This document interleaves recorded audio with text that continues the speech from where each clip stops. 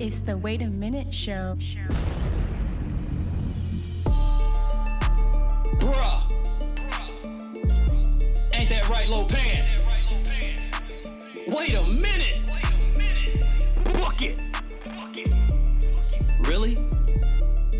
Really? The Wait a Minute Show with your host, Jolani J.B. Bodie.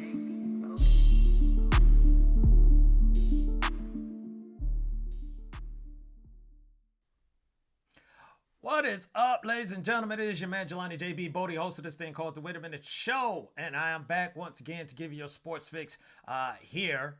I'm in the ATL. I don't know where you're at, but wherever you're at in the universe, in the sports world. But I am here, and it is not just me. It is my co-host, Lopan. Indeed. Whoa, Lopan. I told you about cutting me off. I told you about watch it. Let me finish my sentence, and then you can say whatever it is that you need to say, okay? So let's try this again. Ladies and gentlemen, welcome to the Wait a Minute Show with your man, Jelani J.B. Bodie, and I got my co-host, Lopan, with me. Indeed. There you go, Lopan. Jeez, that guy's is rude at sometimes. But I'm glad you're here, man, because let's just keep it simple. Let's keep it simple. This weekend, it is NFL playoffs, right? It's a lot of, other stuff that's going on out there, but the big thing, the big major thing that's going on is these NFL playoffs that's out there. So we got 8 teams that's left. We're going to be talking about the Super Bowl pretty soon, especially after this weekend. It's going to be really getting real. So I'm going to go through all the divisional games that are on the docket. And then basically tell you who I think is going to win, which would set up the AFC and the NFC conference championships going into next week. And then, Super Bowl be about. But also, we'll talk a little 49er talk. Brock Purdy, man. Brock Purdy, Mr. Irrelevant. Not so irrelevant anymore. Mr. Question Mark is what I'm going to call him at this point, and I'll tell you about that a little bit later. But let's go ahead and get started talking about the first matchups that are for Saturday. Right, we got 2 matchups. The first one is the early matchup, if you want to call it early. It's a 4:30 Eastern Standard Time game. It is dare I say, the Jacksonville Jaguars taking on the Kansas City Chiefs, right? This is going to be a really good matchup between, I guess, 2 young guns, right? It seems like Pat Mahomes been in the league forever, but he still is a young gun himself. But Trevor Lawrence as well, off the performance that he had last week, definitely caught a lot of people's eyes, and people are looking at this game probably a little bit different because I think a lot of people thought it was going to be an AFC West rematch between Chargers or whoever, Kansas City would have been playing. But no one expected the Jacksonville Jaguars, other than the Jacksonville Jaguars, to be there. I think I picked Lopan. I think I picked the Jacksonville Jaguars to win. So other than the Jacksonville Jaguars and me, but now they got the AFC West champions, Kansas City Chiefs, on the docket. They're going to Kansas City to take them on. This matchup. Look, what I look for in this matchup between these 2 teams, it's not going to be anything like Jacksonville's first matchup against the Chargers, right? I think the Jaguars played the Chiefs as well this past year. Don't quote me on it, but I think they had a good game. So a lot of stuff has changed, since then anyway, if they did play. But they go into this red hot, really confident. You got a guy, Doug Peterson, who has installed confidence and a belief into this team. Like I said, I spoke about Trevor Lawrence and how he was able to overcome all those interceptions that he was throwing in the first half. I'm going to say this, and I'll start with the Jacksonville Jaguars. Establishing the run, right? People talk about it all the time. And the reason they talk about it is because it is true. The best strategy against the Kansas City Chiefs is to keep Pat Mahomes off the field. And the only way to do that, because you don't want to get into a shootout. That's the last thing you want to do. You don't want to get into a shootout with the Kansas City Chiefs.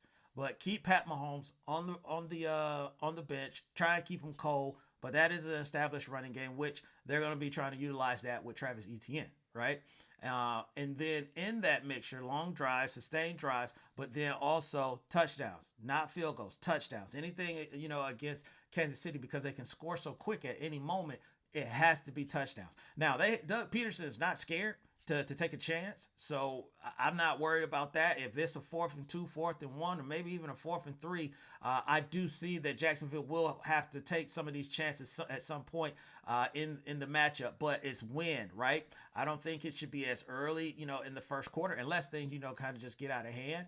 But the Jacksonville Jaguars, to me, I do believe that the Jacksonville Jaguars is going to be a better matchup than probably a lot of people have it.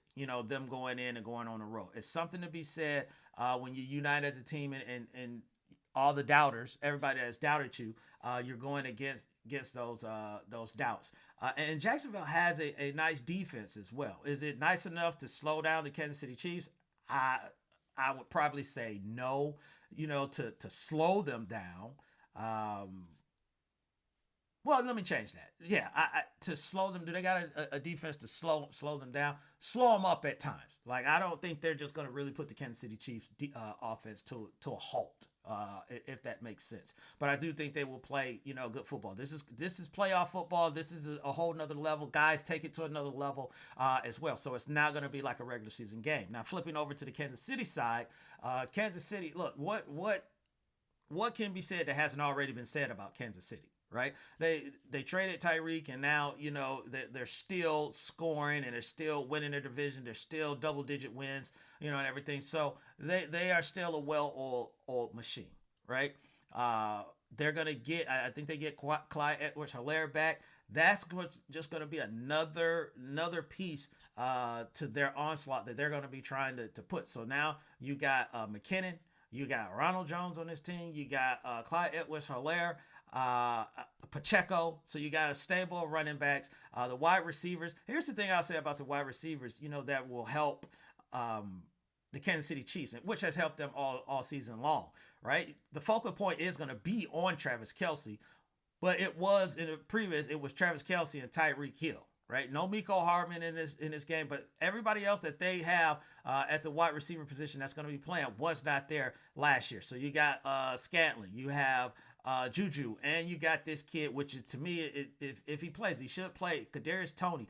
I think, we've seen glimpses and everything of Kadarius Toney. I wouldn't be surprised if we get that game, the game to his early career for Kadarius Toney. Right, the guy is just super uber talented, and I've said that so many times, and it's always followed with, he just needs to stay healthy, and as long as he stay healthy, they're gonna be good. So in this matchup, for me, I just think that Jacksonville will have to minimize their mistakes, and because Kansas City will capitalize. This is not how the Chargers. Look, the Chargers. 4 or 5, five turnovers? Yes, you're supposed to win that game. Yes, you're supposed to win that game. Now, if that was Kansas City with 5 turnovers, guess what? It wouldn't have been 30 points. It would have been 65 or 64 points or something like that. It would have been the 60s or high 50s if it was the Kansas City Chiefs. So they're going to make you pay. They got the turnovers, but they didn't make Jacksonville pay. And Jacksonville cannot make those mistakes because Kansas City will make them pay. And they will score those points. So I'm going to take Kansas City. I'll say probably by, I'll say 2 touchdowns, about 14 points. Jacksonville gets that experience that they need. They find out, what that other level of playoff football is about. And they find out about how small mistakes or, minimal mistakes still can cost you a game. They're a young team. They're like I said, they got the belief, from their coach, and it's them against everybody else. I'm going to go with the seasoned team. I'm just going to say Kansas City is going to be able to use their experiences to pull out this win. So 10 to 14 point win that I have on there. But Jacksonville will show some promise, and then they're going to have some expectations set upon them going into next season. Next game we got up is an NFC East matchup, which is the New York Football Giants going to the city of brotherly love to take on the Philadelphia Eagles, right? The number 1 team in the NFC, Philadelphia Eagles. This is not as easy as probably it would have once been if we were talking about this 5-6 weeks ago, right? We were talking about Daniel Jones in a different light. Props to Daniel Jones. Props to Brian Daboll and how, because I thought, and I got the wrong New York team. I thought at the end that they might just slip out of the playoff seed, but they did what they needed to do and secured them a spot there. But then also they showed out against Minnesota as well, which was a close game, anyway. But going into this matchup with the Philadelphia Eagles, if we were talking 6 weeks ago, I think it would have been a lot easier for me to just say Philadelphia is going to win this game, hands down. That's not the case, right? And Saquon Barkley is going to have something to say, about this game, but this is really going to be a Daniel Jones game. If they are to win, this is going to be because of Daniel Jones. Yes, he did an excellent job against the Vikings, but the Vikings defense, look, let's just be honest. They weren't the best defense out there for him. He took advantage of the situation. Don't get me wrong. You did what you were supposed to do when you're playing against a team that has a weakness at defense. Indeed. Right, Lopan. So he did what he was supposed to do against that defense. But it's a little bit more, different with Philadelphia and their defense, right? They gotta, they're gonna have an ability to get to the, the ball carrier. They got their own, little running game to try and keep, no, and I shouldn't say little. It's not little. Trust me, it's not little. But for the Giants to win this is really gonna be on Daniel Jones, right? That performance that he put on last week, you're going to need a repeat performance on that, because what that does is that it totally discombobulates what a defense is trying to do, because you're just trying to make sure Daniel Jones doesn't beat you with his feet. He beat the Vikings last week with his feet and with his arm. So if he can utilize that, Philadelphia is going to be in some trouble, right? That opens up for guys that a lot of us don't know about, like the Richie James, like the Slaytons. You may get something from, Kenny Galladay as well, on this team. And it doesn't put it one-sided where, it's just like we have to get out of a slump, or we got to get out of our own way, on this. So Daniel Jones is going to be the key, for them to win this game. And I know, that's probably like, duh, July, but they're going to need him more than ever, but it's going to have to be using his arm as well. I don't know if he can really impact the game solely with his feet, which is he's dangerous and, on the move. So Philadelphia, the reason I was saying like 6 weeks ago it would have been easier because Jalen Hurts wasn't hurt, right? So Jalen Hurts is coming off an injury and he doesn't quite look himself. So I don't know what happens with that, right? And we're just talking about the run game.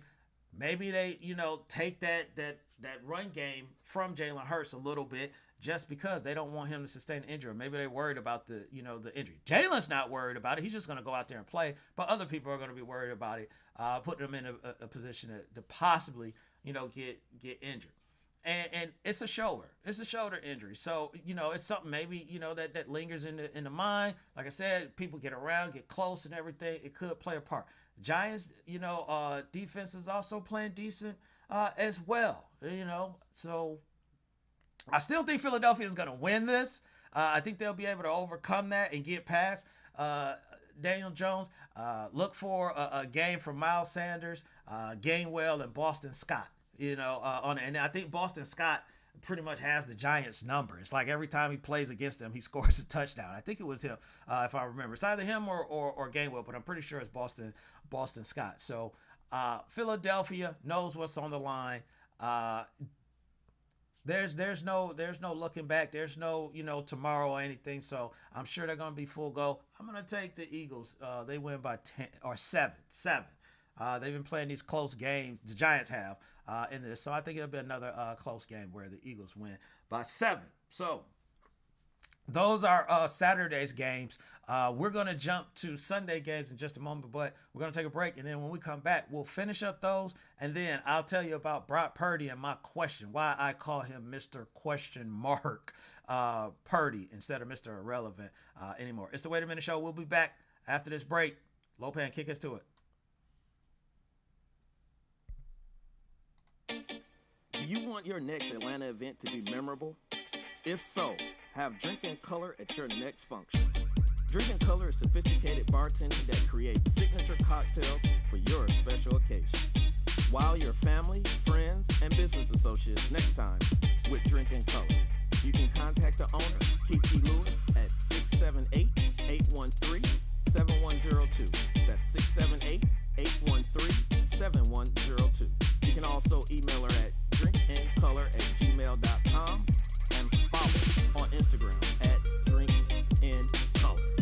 And tell her you were referred by the Wait a Minute Show. Drink in Color, cocktail catering. Let the cocktail sparkle at your next event.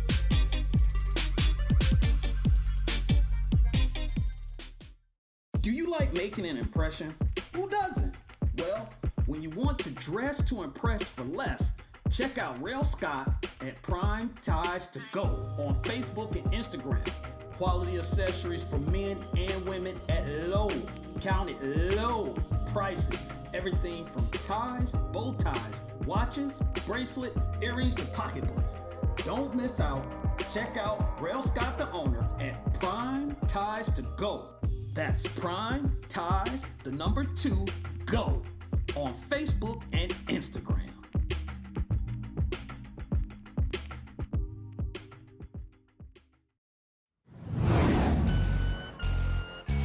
In these times and days, car prices are through the roof. Want to know how to beat the dealerships? Preserve that car of yours by visiting Melvin of Bay 11 Auto. Melvin is honest, dependable, and all-important affordable. Got a domestic car? Come and see Melvin. Got a foreign car? Come and see Melvin. Don't know what kind of car you have? No problem. Come and see Melvin.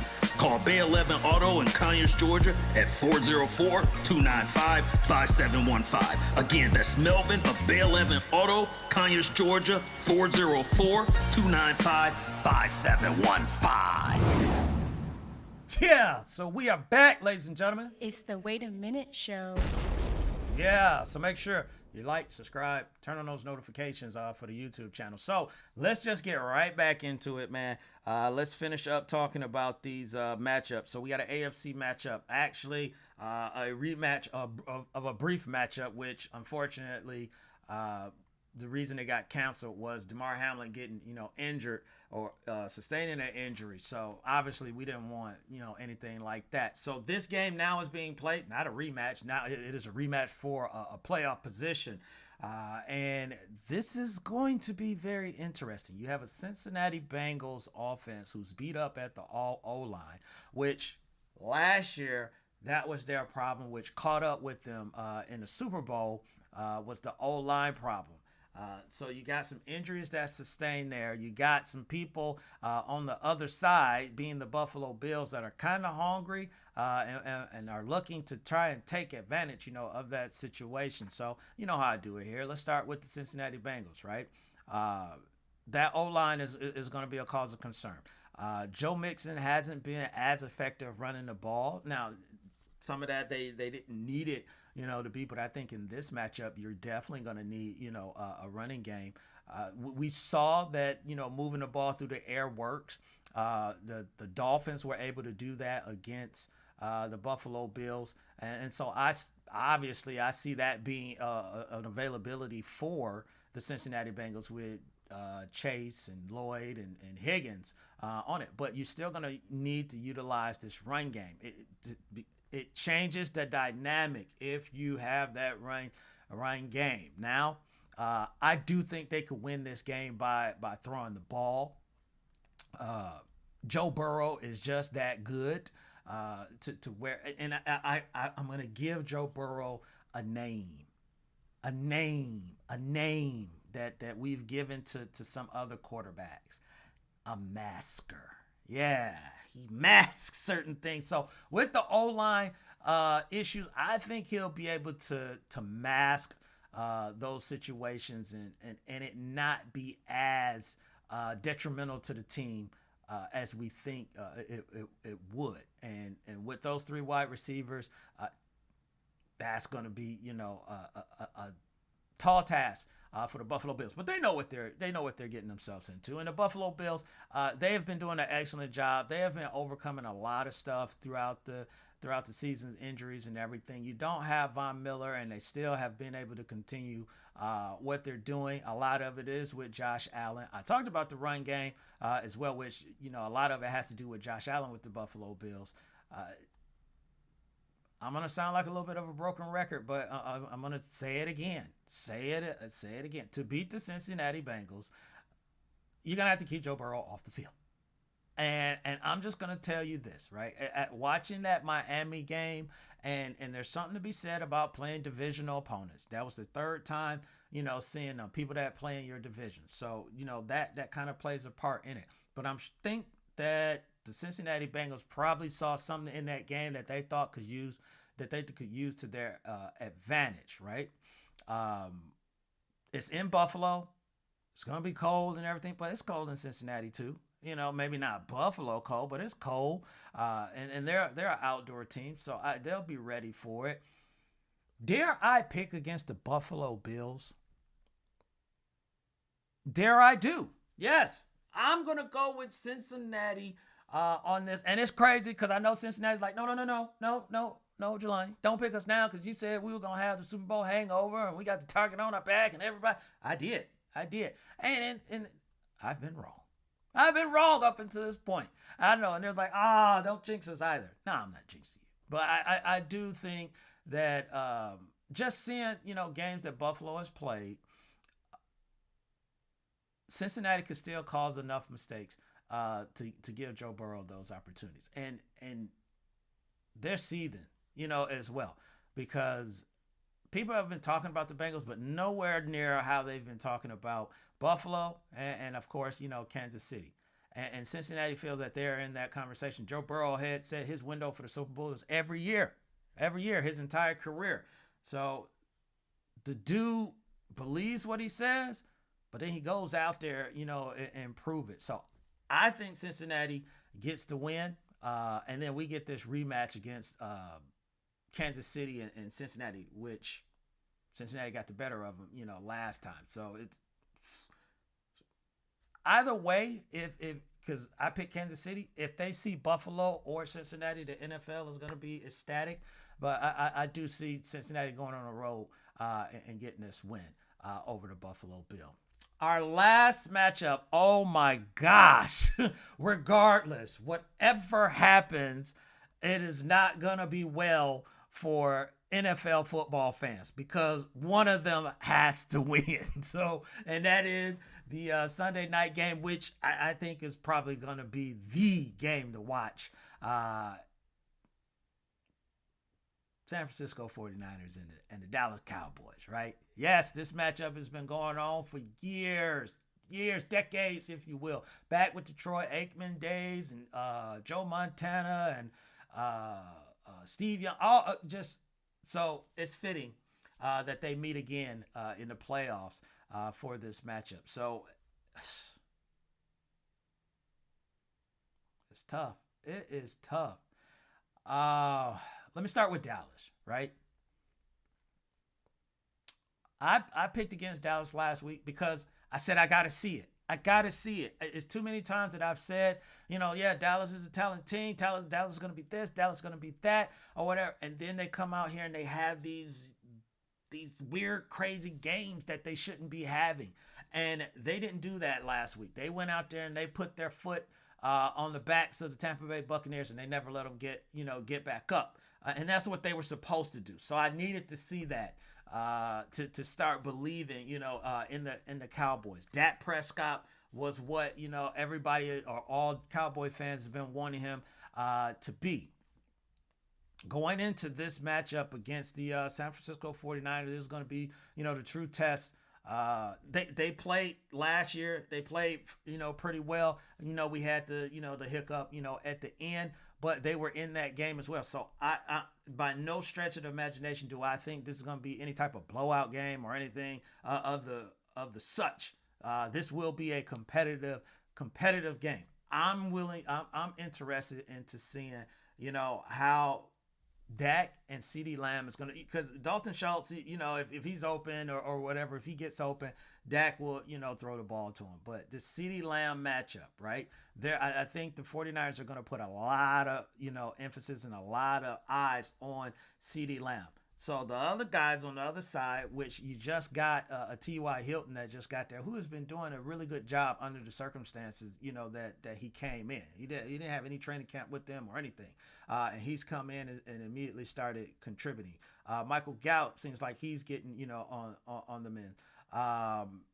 Zeke, to me, I still think, Pollard is the running back to highlight in this. Mix Zeke in it. That's what they've been doing. So continue that. You're having success. Don't change up anything about it. San Francisco, they have been rolling as well. I don't think they haven't lost a game in 10 or 11 games that they've played. So they know how to win. Let's just say that. Their defense, with Fred Warner, Bosa, the Ward brothers, and Mufunga, and all the rest of them, that's on that side. That is a formidable foe and don't get me wrong, because I didn't talk about Dallas's defense, because they got a good defense as well. But that defense, I believe, is going to be the difference maker in this entire game, right? On the offensive side, for the 49ers, the squad that's there, McCaffrey, Debo, Kittles, and, and all of that. I think the San Francisco 49ers slows down the Dallas offense enough. And I think Brock Purdy will probably have his first game where he's struggling a little bit, right? And they lean more on the defense, on this than Brock to win this game. And they got the defense to be able to do it.